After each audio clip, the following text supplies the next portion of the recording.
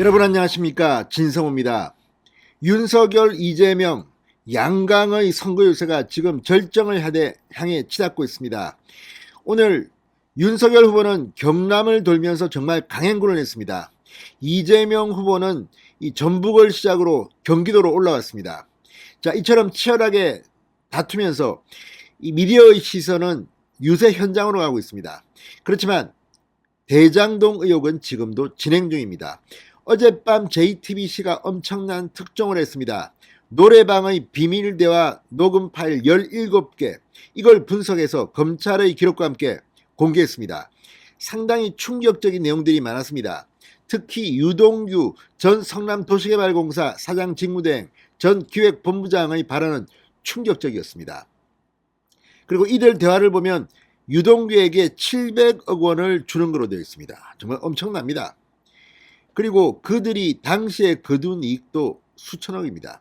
자, 이걸 가지고 오늘 국민의힘 선대본부가 종합적인 논평을 냈습니다. 이걸 보면 이재명 후보는 앞으로 상당히 어려움에 봉착할 가능성이 큽니다. 윤석열 후보가 오늘 경남을 돌면서 이런 말을 했습니다. 국민의 재산을 약탈하는 세력, 국물도 없다고 했습니다. 내가 26년간 이런 일을 했다. 국민의힘은 너무 약하다. 내가 이거 하겠다. 수백만 명 민주당원들이 와도 나는 끄떡없다고 했습니다. 윤석열이 대통령이 되고 검찰이 지금처럼 권력 눈치를 보지 않고 제대로 수사를 한다면 정말 어떤 일이 벌어질지 모릅니다. 특히 어제 옵티머스 사태의 주범은 2심에서 징역 40년형을 받았습니다. 지금 이재명 후보 상당히 걱정이 될 것 같습니다. 진성호의 융단 폭격 시작합니다. 이재명 민주당 대선 후보를 융단 폭격합니다. 방송에 앞서 아직 진성호 방송의 구독자가 아니신 분은 붉은색 구독 버튼 눌러주십시오. 더 좋은 방송으로 보답하겠습니다. 자, 오늘 국민의힘 선거대책본부가 언론을 통해 이른바 대장동 3인방 김만배, 유동규, 정영학의 2020년 10월 대화 녹취록 일부가 공개됐다. 수익 비용을 배분하기 위한 자리로 대화가 구체적이었다. 농담 삼아 한 말이라는 김만배, 유동규의 변명이 거짓임이 드러났다고 말했습니다. 이양수 수석 대변인은 오늘 논평을 내고 민주당은 대화 내용 일부를 아전 인수식으로 해석해 이재명 후보의 결백이 증명됐다고 강변한다. 그렇게 볼 국민은 없으니 꿈 깨시라, 이렇게 비판했습니다. 대화 녹취록의 의미를 자세히 해석하겠다. 첫째, 베일에 가려진 김만배 등의 수익 규모가 밝혀졌다. 2020년 10월 기준으로 녹취록의 대장동 총 수익은 5,300억 원이라고 나오는데 분양 완료 시 수익은 더 늘어날 것이다. 그러니까 그 당시에는 5,300억이었지만 분양 수익 등이 초과되면 8,500억 좀 될 겁니다. 이어서 3억 5천만 원을 넣어 8,500억 원을 챙겼다는 윤석열 후보의 지적이 사실임이 증명된 것이다. 천문학적 수익이 생겨 화천대유 직원 16명에게 성과급 280억 원을 책정했다. 평범한 서민은 상상할 수도 없는 금액이다. 이거 뭐 280억 빼도 8,500억이면 참, 이 돈 다 어디로 갔습니까? 검찰은 이거 제대로 파악했습니까? 이걸 윤석열 후보는 지금 묻고 있는 겁니다. 이양수 대변인은 둘째, 유동규는 대장동 게이트가 불거지기 1년 전부터 후환을 두려워했다. 이재명 후보가 어떻게 설계한 사업이기에 실무자로 이를 실행한 유동규의 걱정이 태산이겠느냐. 유동규는 옵티머스 사태처럼 불꽃이 나오면 못 막는다고 했다.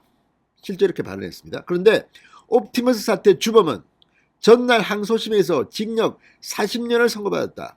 이재명 후보가 알았다면 주범이고 이 심각한 비리를 몰랐다면 극도의 무능이라고 규정했습니다. 자, 제가 예단은 하지 않겠습니다. 이재명 후보가 죄가 있는지 없는지는 수사를 해서 밝힐 일이고 그 뒤에는 법원이 판단할 일입니다. 그러나 피해액 등을 볼 때 옵티머스의 주범 징역 40년형, 1심에서는 25년형인데 2심이 40년형을 때렸습니다. 그렇다면 이양수 대변인의 말처럼 주범이라면 엄청난 형량이 나올 겁니다.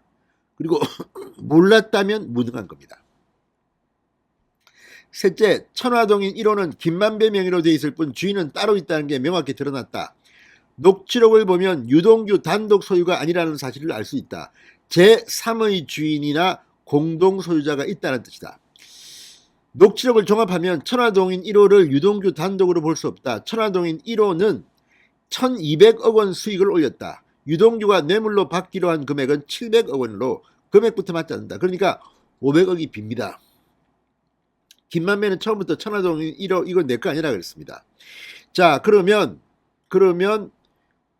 이름만 명의만 김만배고 1200억 원인데 그중에 700억 원은 유동규 네 거다. 그럼 500억 원은 어디로 갔을까요? 여러분들은 상상할 수 있을 것 같습니다.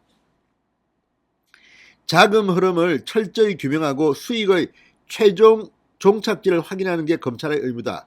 몇 달을 권력자와 여당 눈치만 보고 허송세월했다. 여전히 천화동인 1호의 주인은 밝혀지지 않았고 유동규의 단독 소유도 아니다.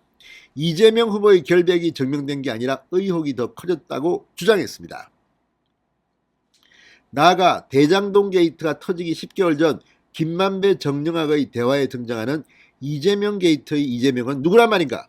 필사적으로 숨기고 부인하는 이 후보와 민주당을 보며 국민은 그분이 누구인지 확신하고 있다. 국민은 정권교체로 실체를 밝힐 것이라고 덧붙였습니다. 자, 지금 민주당 쪽에서는 대장동 의혹과 관련해서 우병우, 박영수 이렇게 거론하고 있습니다.